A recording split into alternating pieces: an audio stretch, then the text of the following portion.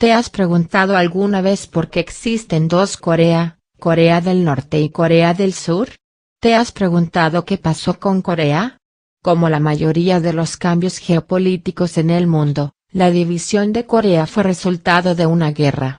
La Guerra de Corea fue de 1950 a 1953. Pero en realidad, no fue esta guerra la que dividió Corea.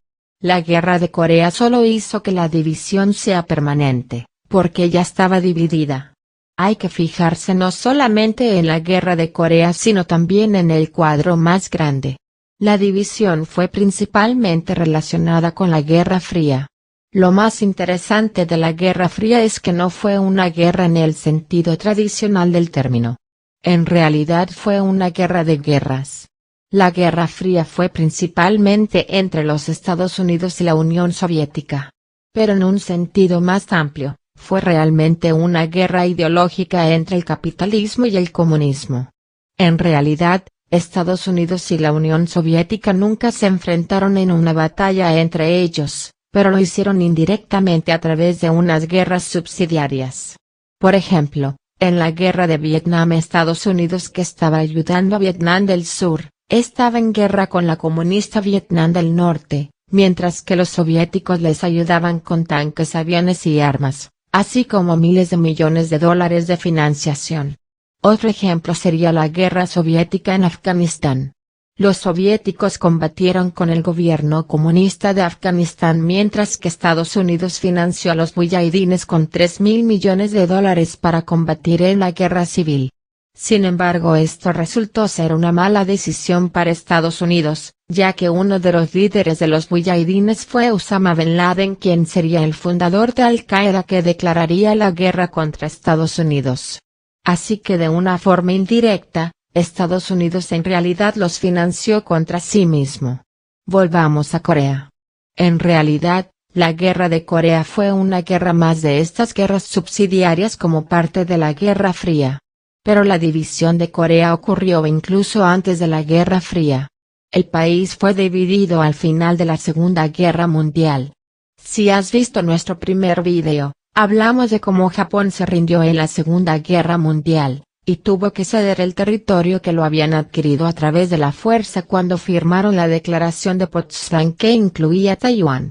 Sin embargo, así como Taiwán, Japón también tuvo el control de toda la península de Corea que el Imperio japonés había anexado del Imperio de Corea en 1910. Los japoneses gobernaron Corea durante 35 años antes de cederla. Pero esto es diferente de la situación con Taiwán. Taiwán es una isla que representa una parte muy pequeña del territorio de la República de China, así que era simplemente un caso de entrega de soberanía a China. Pero con Corea, Japón adquirió todo ese territorio. Por lo que el Imperio de Corea había sido efectivamente borrado del mapa. Por lo tanto, y mediante resolución de la ONU, Corea debía ser dividida temporalmente por el paralelo 38. La Unión Soviética tenía que controlar el norte mientras que Estados Unidos controlaba el sur con el objetivo de unir el país a tiempo. Es importante tener en cuenta que en ese momento Estados Unidos y la Unión Soviética eran aliados, a pesar de que no se tenían confianza. Las elecciones de la ONU programadas en ambas partes de Corea eran para ser justas y democráticas. En el sur, Syngman Rhee fue electo y la República de Corea fue establecida tomando el control que tenía el ejército estadounidense. Sin embargo, en el norte la Unión Soviética se negó a celebrar elecciones libres y un Estado comunista fue establecido con Kim Il-sung como líder del país, abuelo del actual líder de Corea del Norte, Kim Jong-un. Por el año 1949 todas las fuerzas de Estados Unidos y la Unión Soviética ya estaban retiradas de Corea. Los soviéticos y la comunista China armaron de una manera notable a los norcoreanos y los financiaron. Estados Unidos en realidad no fue tan generoso con los surcoreanos y se negó a darles aunque sea un tanque, dejándolos en una situación grave para una guerra. Y la guerra fue exactamente lo que sucedió. En 1950, bajo la dirección del líder soviético Joseph Stalin, Corea del Norte cruzó el paralelo 38 e invadió Corea del Sur. Stalin no esperaba que Estados Unidos se involucrara ya que había retirado todas sus tropas y no intervino en la victoria de la comunista China en la guerra civil en el año anterior. Sin embargo, el Consejo de Seguridad de la ONU votó por unanimidad a favor de la intervención en Corea. Irónicamente, la Unión Soviética era uno de los 5 miembros permanentes del Consejo de Seguridad de la ONU, y tenía el poder de veto. Desafortunadamente para ellos no estuvieron ahí para poder vetar la resolución. Veremos por qué. A pesar de que la comunista China había ganado efectivamente la guerra civil y obtuvo el control de todo el territorio principal, la República de China, que solo tenía el control de Taiwán, seguía representando a China en la ONU. En protesta a esto, la Unión Soviética boicoteó todas las reuniones de la ONU. De esta forma, la ONU intervino para proteger a Corea del Sur a pesar de que eran en su mayoría fuerzas de Estados Unidos. Las tropas fueron dirigidas por Estados Unidos bajo el mando del general MacArthur. Stalin se comprometió a ayudar a Corea del Norte lo más posible. Sin embargo, insistió que las fuerzas soviéticas no entrarían en combate con las fuerzas estadounidenses. ¿Pero por qué es esto? O sea, ¿por qué participar de todas estas guerras subsidiarias y enfrentamientos indirectos? ¿Por qué Estados Unidos y la Unión Soviética no se enfrentan directamente? Bueno, la respuesta se puede resumir en 3 palabras: destrucción mutua, inevitable. Hay que tener en cuenta que en ese momento Estados Unidos y la Unión Soviética eran considerados como las 2 superpotencias del mundo, y las consecuencias de 2 superpotencias en guerra entre sí serían catastróficas. Además de ser grandes potencias, eran también 2 países nucleares. Al principio de los años 40, Estados Unidos con la ayuda del Reino Unido y Canadá trabajaron en el Proyecto Manhattan, que se trataba básicamente de desarrollar una bomba atómica. Es un nombre un poco más conspicuo. En 1945, Estados Unidos mostró el poder destructivo de estas armas cuando lanzó bombas atómicas sobre las ciudades japonesas Hiroshima y Nagasaki. Después de ver esto, la Unión Soviética aumentó de una forma notable su propia investigación sobre las armas nucleares, y en 1949 puso a prueba su propia bomba atómica, y fue con éxito. Así que una guerra entre Estados Unidos y la Unión Soviética habría terminado inevitablemente en una tercera guerra mundial, y por primera vez una guerra nuclear. Esto no solo habría sido malo para Estados Unidos y la Unión Soviética, sino también para todo el mundo y podría terminar con la civilización humana. Pero por suerte no sucedió. Iósif Stalin era totalmente consciente de las posibles consecuencias de entrar en combate con las fuerzas estadounidenses.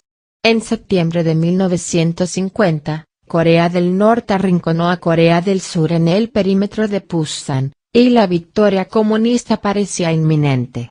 Los norcoreanos tenían que enviar suministros a sus soldados en el frente y el general MacArthur pensó que podría aprovechar la situación. En lugar de tratar de romper con las fuerzas terrestres, Estados Unidos utilizó su armada para flanquear a los norcoreanos. Recuperó el control de Seúl y logró interrumpir la línea de suministro de Corea del Norte. En pocos meses, la situación cambió totalmente y parecía que Corea del Sur estaba al borde de la victoria. Sin embargo, en este punto China, que hasta el momento no se había involucrado, dirigió sus tropas al otro lado de la frontera y empujó a las fuerzas de la ONU de nuevo hasta detrás del paralelo 38. El control de la península fluctuó durante un tiempo alrededor del paralelo 38. Irónicamente, el control terminó muy similar a lo que había sido en primer lugar. En 1953, Corea del Norte y Corea del Sur firmaron un acuerdo de armisticio creando así una frontera internacional. Vale la pena aclarar que un acuerdo de armisticio no es un tratado de paz, por lo que técnicamente hablando todavía están en guerra. Tras el acuerdo, ambas partes construyeron barreras para que no se cruce la frontera. Y ahora hay una amplia zona de 4 kilómetros desmilitarizada. Que es un nombre un poco irónico, ya que es la frontera más militarizada del mundo. Hablando de nombres irónicos, el nombre oficial de Corea del Norte es la República Popular Democrática de Corea. Lo cual es irónico, ya que varias organizaciones clasifican a Corea del Norte como el país menos democrático del mundo. Y lo bueno de hablar de Corea del Norte es que nadie se va a ofender, porque puedo confirmar con seguridad que nadie de Corea del Norte va a ver el video. En 1991, Corea del Norte y Corea del Sur se hicieron miembros de la ONU, aunque ninguno de los dos reconoce al otro, y ambos se consideran el gobierno legítimo de toda Corea. El único lugar donde los líderes de Corea del Norte y Corea del Sur se reúnen está en la zona desmilitarizada, en un lugar llamado Área de Seguridad Conjunta que incluye la sala de reuniones, donde se encuentran directamente en la frontera, que en realidad no es frontera sino una línea de demarcación militar o una línea de armisticio. De hecho, la línea incluso pasa por la mesa de reuniones donde se sientan a negociar. Así que los líderes se sientan a hablar prácticamente, en dos países distintos. Hay una puerta a cada lado de la sala que conduce a cada uno a su propio país. Hoy en día Corea del Norte y Corea del Sur son muy distintos. Ambos hablan coreano y llevan la palabra Corea en sus nombres, pero hasta ahí termina la similitud. Corea del Sur tiene una economía capitalista de libre mercado mientras que Corea del Norte se define como una república socialista, pero una definición más exacta puede ser, una dictadura totalitaria. Así que, si estás pensando en ir de vacaciones a Corea, probablemente tendría que ser a Corea del Sur.